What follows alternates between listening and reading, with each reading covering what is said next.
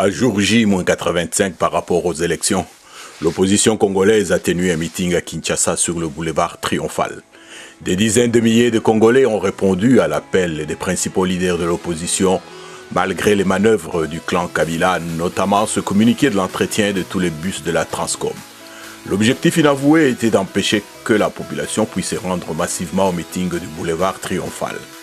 Que peut-on retenir des messages des différents leaders de l'opposition? 1. À l'unanimité, tous les leaders se sont prononcés contre l'usage de la machine à voter. Si la CENI, Commission électorale nationale indépendante, ne veut pas que le 23 décembre 2018 soit un jour de chaos, elle doit réfléchir à deux choses. Un plan B qui permettrait l'usage des bulletins de vote. 2. Trouver un compromis avec l'opposition lui garantissant que d'aucune manière il ne pourrait être question de recourir aux résultats compilés par la machine à voter par exemple. 2.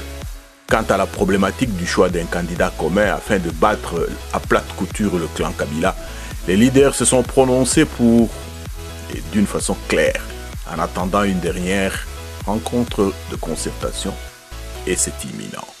Que conclure à propos de l'événement? Au moins deux choses. 1. La réappropriation progressive de l'impérium par le peuple.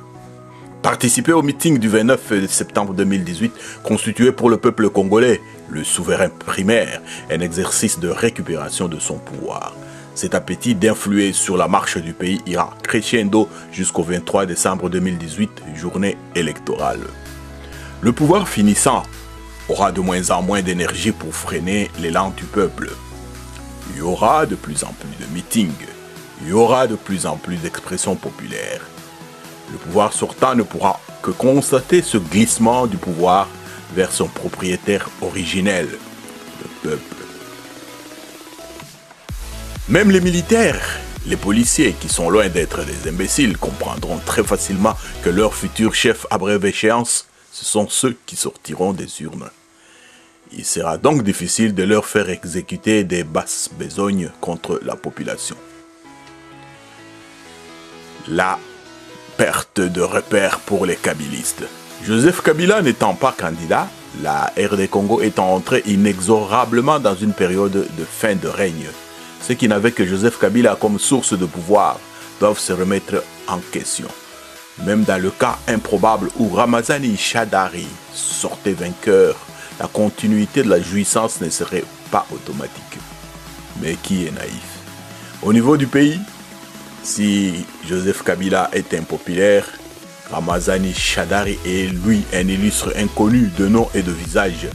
Il ne serait d'ailleurs pas exagéré d'affirmer que plus de 80% des électeurs seront incapables de reconnaître sa tronche sur les bulletins de vote.